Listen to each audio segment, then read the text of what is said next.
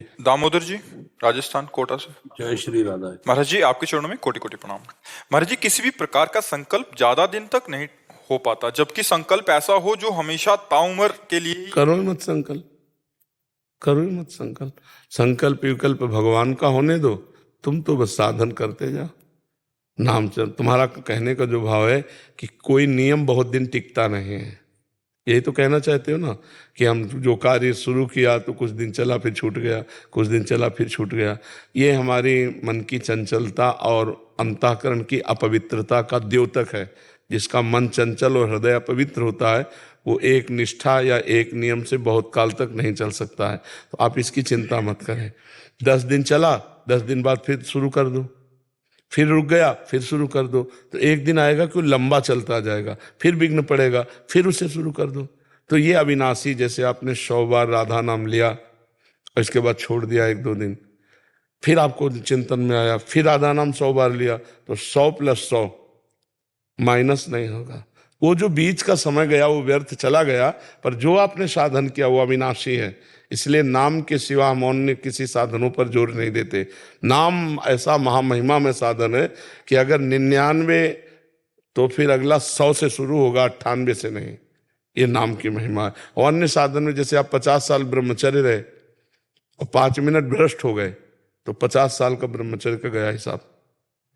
50 साल ब्रह्मचर्य की जलन का वो 5 मिनट का जो आप व्यभिचार कर लिए, 50 साल का ब्रह्मचर्य का फल गया, वो आपको कहीं नहीं प्राप्त होगा।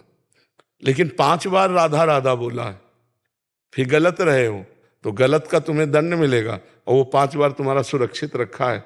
अब जब शुरू करोगे तो 6वीं बार से होगा, 4थी बार से नहीं होगा। ये नाम की बड़ी अपार महिमा है। इसलिए हम सबको कहते हैं कि नाम नाम नाम जप करो, नाम महामहिमा में है।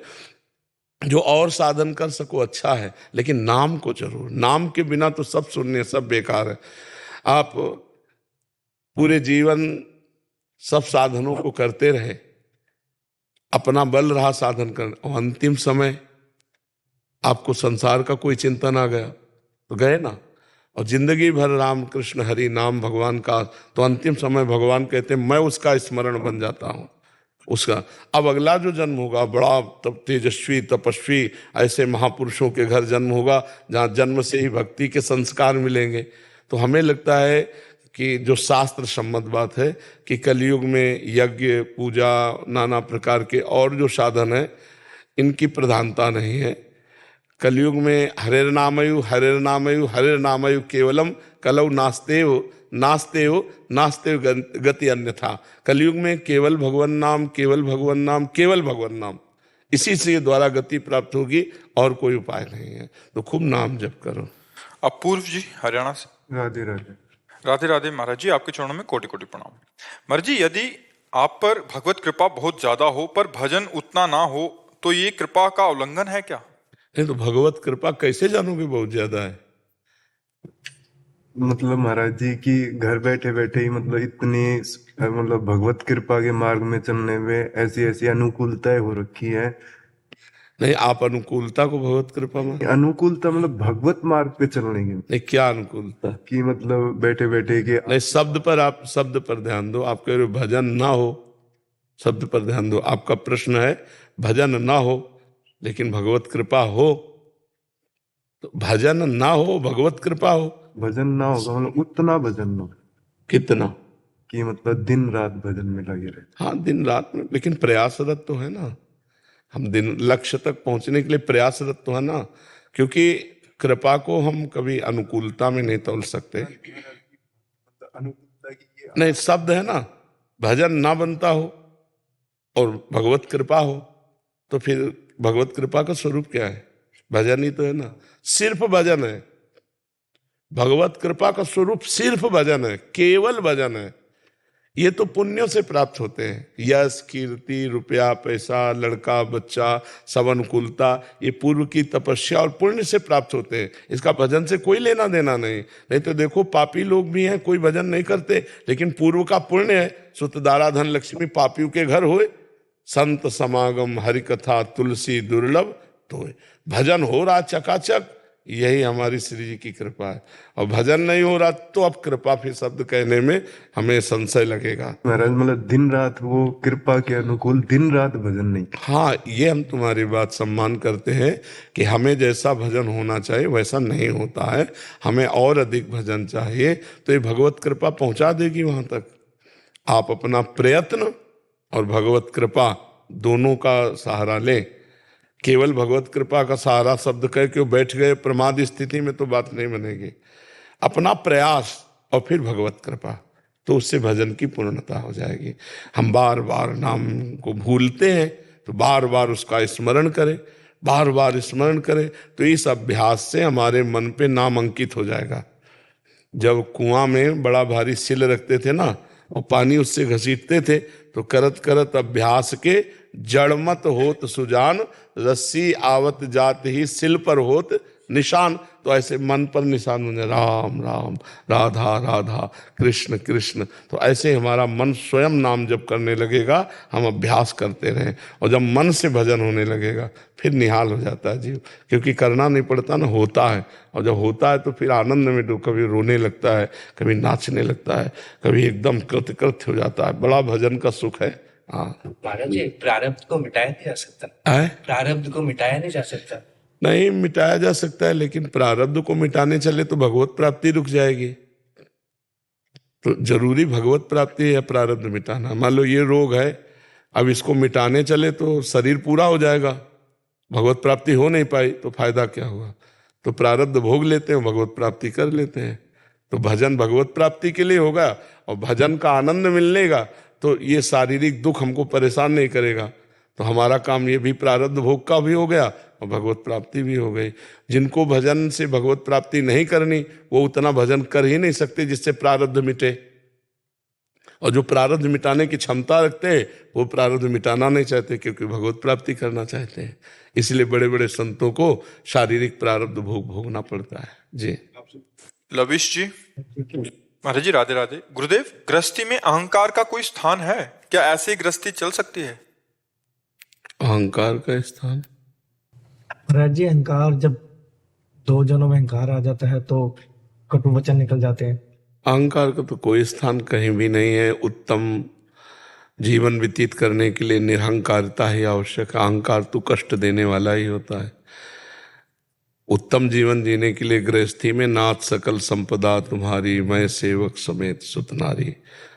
कहीं किंचन मात्र अहंकार करना है तो इस बात का करो कि मैं भगवान का अंश हूँ, मैं भगवान का जन हूँ, संपूर्ण सृष्टि भगवान का स्वरूप है, मैं संपूर्ण सृष्टि का सेवक हूँ। बढ़िया मंगल हो जाएगा। अब एक दूसरे में जो कटुवचन, अहंकार, लड़ाई झगड़ा, यही तो प्रपंच है, यही तो माया है, नहीं है? अहंकारी स्वयं जलता है, दूसरों को दुख देता है। अहंकार का तो कोई स्थान नहीं है। ये अहंकार ही तो संस्कृति मूल शूल प्रद नाना, सकल शोक दायक अभिमाना, ताते करें कृपा निधि दूरी, सेवक पर ममता अति भूरी। अहंकार क्या है? आवागमन का मूल है, संस्कृति चक्र का मूल है। इसी से पुनरपि जननम पुनरपि मरणम पुनरपि जननी जठरे शयनम होता है, क्योंकि यही कर्ता और भोक्ता है। अहंकार भी मूढ़ात्मा कर्ता हमिति मन्यते, मैंने ये किया, मैं ये करूँगा, मैं ऐसा कर सकता हूँ, ये अहंकार की भाषा है। तो अहंकारी संस्कृति के चक्र में पड़ने वाला हो सकता है, मुक्त होने वाला तो नहीं हो सकता। संस्कृति मूल और शूल प्रदनाना बहुत कष्ट देने वाला है। तो मुझे तो नहीं लगता कि गृहस्थी में, विरक्ति में तो कोई जरूरत ही नहीं, लेकिन गृहस्थी में भी अहंकार की जरूरत नहीं। जो पदाधिकारी अहंकारी होता है वो भगवान भी कहीं ना कहीं ऐसी बुरी जगह फंसाते हैं कि अपने आप ठीक हो जाता है। आपको अपने कर्तव्य पालन के लिए पद मिला है, अहंकार करने के लिए थोड़ी पद मिला है। मतलब किसी भी पद में हो तो आपको पद मिला है, आपकी सेवा के लिए मिला है। अहंकार करोगे नष्ट हो जाओगे। रावण का अहंकार नहीं रहा, हिरण्यकश्यप का नहीं रहा, तो और किसका रह सकता है? न रहे न रावण सम अभिमानी, हिरण्यकश्यप सम वरदानी। खान विभव की खान जगत में कुछ दिन के मेहमान, भजले श्री भगवान जगत में कुछ दिन के मेहमान। तो थोड़े दिन की चांदनी है, अच्छा काम कर लो इस प्रकाश में या बुरा काम कर लो। अहंकार अच्छा काम तो करने नहीं देगा। अगर अच्छा काम करेगा भी तो ढेर सारा अहंकार और बढ़ जाएगा और वो अपनी प्रशंसा मारेगा, सारा पुण्य खत्म हो जाएगा। अहंकार कभी अच्छा तो होने देगा नहीं, वो बुरा ही करेगा। तो अहंकार का तो बच्चा कहीं स्थान नहीं है। दीप शिखा जी दिल्ली से। राधा वल्लभ श्री हरिवंश महाराज जी। महाराज जी, मैं हमेशा भूतकाल में हुई बातों पर ही चर्चा करती रहती हूँ और इन बातों से भविष्य भी खराब हो गया है। और ये मान लेते प्राय यही सबका रहता है, संसार में यही रहता है। कुछ अगर सही हो गया है तो अपनी बाबूदी मारेंगे, निंदा स्तुति करेंगे, इसी में तो जाता है। राज कथा, भोग कथा, ग्राम्य कथा, इसी में संसारी पुरुषों का जीवन जाता है। भगवत कथा, भगवत चर्चा, मदगत प्राणा मच्चित्ता मदगत प्राणा बोधयंता परस्परम कथयंत च माम नित्यम तुष्यंत च रमंत च। ये तो बहुत बड़े भाग्यशाली का होगा जो भगवान में चित्त लगा हुआ है। 2 लोग 4 लोग बैठे भगवान की चर्चा कर रहे हैं, अच्छी बातें कर रहे हैं, मंगलमयी बातें कर रहे हैं। नहीं तो वही प्रपंच की बातें रहती। तो सबका मन ऐसा है, अगर उसको अध्यात्म में ना लगाओ तो इन्हीं बातों में लगा रहेगा। ग्राम्य कथा, भोग कथा, राज कथा, ये अच्छा लगता है प्रपंच में चर्चा करना। और भगवत कथा, संत कथा, ये थोड़ा कड़ुआ सा लगता है, जबकि ये अमृत है और वो मृत है। तो हमें लगता है कि जबरदस्ती मन को भगवान की चर्चा में लगाना चाहिए। खुद सत्संग सुने और सत्संगियों के पास बैठकर सत्संग की बातें करें। प्रपंच की बातें, पहला भी समय नष्ट हुआ, वर्तमान का भी समय नष्ट हो रहा है, तो भविष्य भी खराब हो रहा है। तो नाम जप करो, भगवत चर्चा स्वयं कहो, जैसे रामायण पढ़ रही हैं, भागवत पढ़ रही हैं, और बैठ करके आपस में चर्चा करो। भगवान की चर्चा करने लायक तो भगवान ही है। प्रपंच की जो हो गया उसकी क्या चर्चा, जो होना है वो तो होके ही रहेगा। अब हम वर्तमान क्यों नष्ट कर रहे हैं, भगवान की चर्चा में लगावे। जी किरण झा जी। जी। महाराज जी, मैं स्वप्न में देवी देवताओं का रोज दर्शन करती हूँ और खास करके महादेव जी का। महाराज जी, इसका क्या तात्पर्य? हम तो अच्छा समझते हैं कि भगवान की कृपा है जो स्वप्न में भगवान, लेकिन जागृत में आप भगवान का चिंतन करते हैं? हाँ, 2003 से मैं मतलब निरंतर भागवत सुनती हूँ और राधा नाम जाप कर। हाँ, इसीलिए भगवान की कृपा है। महाराज जी, मैं साक्षात महादेव को भी स्वप्न में देखी और बांके बिहारी वृंदावन। जैसे महाराज जी आपको नहीं, साक्षात तो नहीं है, साक्षात नहीं है, ये स्वप्न है। हाँ, स्वप्न में मतलब। हाँ, तो स्वप्न के साक्षात थोड़ी, साक्षात जैसे हम आपको देख रहे हैं ऐसे देखा जाता है। जो साक्षात्कार होता है वो ऐसे नहीं होता, वो ऐसे होता है जैसे हम आपको देख रहे हैं। नहीं, ऐसा नहीं है। हाँ, तो वो स्वप्न में तो अच्छा है। हम जो कह रहे हैं कि भागवतिक स्वप्न आना, संतों के स्वप्न आना, ये बहुत भगवान की कृपा है। और इसे गुप्त रखो, इसे प्रचार प्रसार मत करो, नहीं तो बंद हो जाएगा। अगर स्वप्न में भागवतिक कोई किसी के भी आता है कोई स्वप्न, तो उसे गुप्त रखो, हजम करना सीखो। नहीं तो अहंकार जो अंदर का है ना, वो गुप्त नहीं रहने देता। वो कहता है कहो, 4 लोग बोले कि वाह भाई तुम्हारे स्वप्न में शंकर जी आते, तो भाई तुम महान हो। नहीं, इसको गुप्त रखो, इसको अंदर दबा के। किसी ने बोला कि आपकी कोई मतलब आपने कोई मन्नत किया पूरा नहीं किसी। अरे विश्वम्भर पूरे विश्व को देने वाले मन्नत के लिए भूखे बैठे, वो खुद भूखा बैठा है जो मन्नत की बात कहता है। अरे ठाकुर जी बाप हैं, बाप के लिए क्या मन्नत, हम रोज मांगेंगे रोज खाएंगे, तुम हमारे स्वामी हो। और वो मन्नत मन्नत मन्नत, कोई तुम देवी देवता समझे हो? आदिदेव हैं भगवान महादेव, देवाधिदेव आशुतोष हैं, उनको किसी को कुछ चाहिए? अरे एक चुल्लू जल चढ़ा दे, उतने में प्रसन्न हो जाते हैं। एक बार हर हर महादेव कर दो, उतनी बात मान लेते हो, तो बहुत कृपाल है। ऐसा ये सब बात है कि कोई मन्नत कर, नहीं तो तुम्हें बार बार दर्शन देते कि मन्नत, तुम क्या दे सकती हो शिव जी को? कुछ नहीं, तो बस फिर किसी ने बोला। ये सब बातें हैं। नाम जप करो, भगवत कथा लीला सुनो, गाओ, और जब भगवान, हाँ, भगवान के स्वप्न आदि में दर्शन हो तो कृपा मनाओ और गुप्त रखो। ठीक है जी। रोहित अनेजा जी गुरुग्राम से। राधे राधे महाराज। महाराज जी, कभी कभी मैं अपनी नौकरी और अपने भविष्य को लेकर असुरक्षित महसूस करता हूँ और ये असुरक्षा मुझे बहुत परेशान करती है। इस असुरक्षा को दूर करने के क्या है कि जब तक भगवान का भरोसा नहीं होता तो जीव फिर अपनी हैसियत से चिंतन करता है, तो उसे परेशानी हो जाती है कि अगर ऐसा हुआ तो फिर क्या होगा, अगर ऐसा हुआ तो क्या हुआ, फिर वो परेशान हो जाता है। तो हमें लगता है कि भगवान का भरोसा कर लो कि अगर ऐसा हुआ तो भगवान कोई नया रास्ता निकाल देंगे। भरोसो दृढ़ इन चरणन के हो, हमें भरोसा भगवान पर है। एक मार्ग बंद होगा तो दूसरा खोल देगा। अच्छा, भगवान का भरोसा नहीं तो विचलित तो हो ही जाओगे फिर, क्योंकि संसार में जैसे आपका नौकरी के द्वारा पूरा परिवार पोषण हो रहा है, तो मन में लगा अगर नौकरी छूट गई तो हम चिंतित हो जाते हैं अपने बोझा लेकर के। और यदि हम भगवान को ही बोझा दे दें कि आज जो मुझे नौकरी से ऐसे दिला रहा है, कल वो हमारी कहीं और व्यवस्था कर देगा, तो आज निश्चिंत हो जाओगे आप। भगवान के भरोसे हो जाओ, वो निश्चिंत कर देते हैं। भगवान का भरोसा अगर नहीं है तो निश्चिंतता नहीं आनी। देखो, हम एक प्रसंग सुनाते हैं।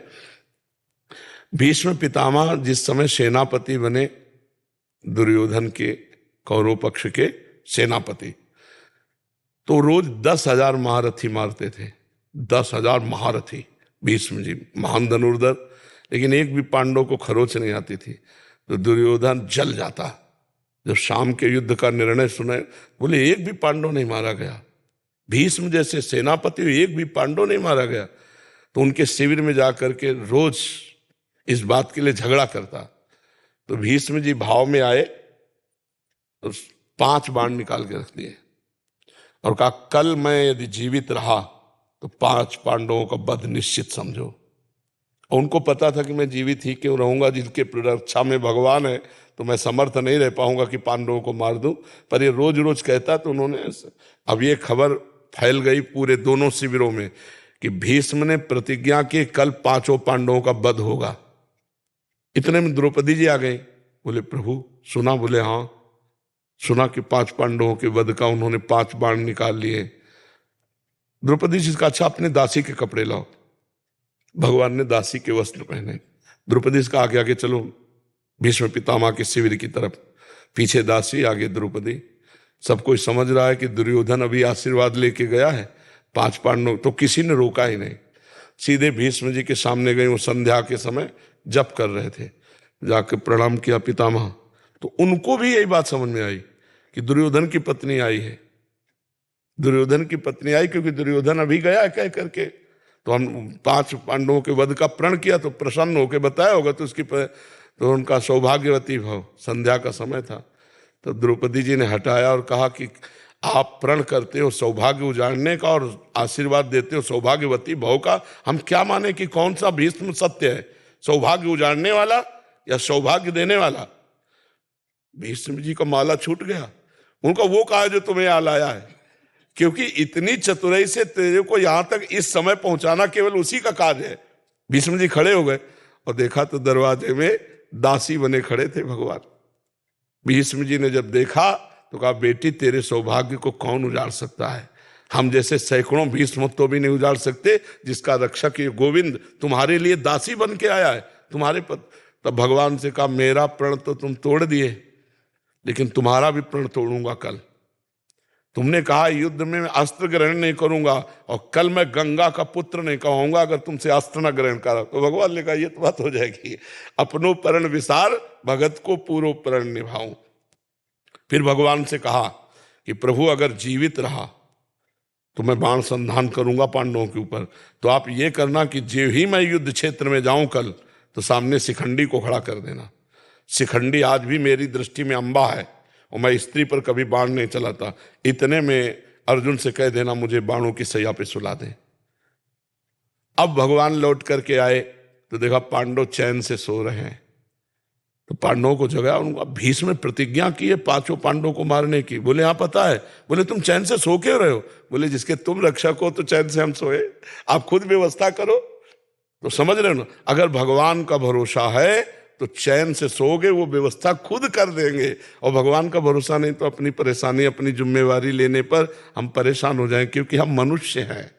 हमारी क्षमता ईश्वरीय शक्ति के आगे नहीं है। अगर ईश्वर का तो ईश्वरीय शक्ति के आगे किसी का ऐसा नहीं कि कार्य बिगड़ जाए, सदैव बनते ही पाया गया है। तो आप भगवान का भरोसा लीजिए, चिंता मत कीजिए, थोड़ा नाम जप कीजिए और भगवान के आश्रित रहे कि होगा वही प्यारे जो राम जी को भाएगा। और राम जी है मंगल भवन अमंगल हारी। अमंगल हो नहीं सकता, हो ही नहीं सकता।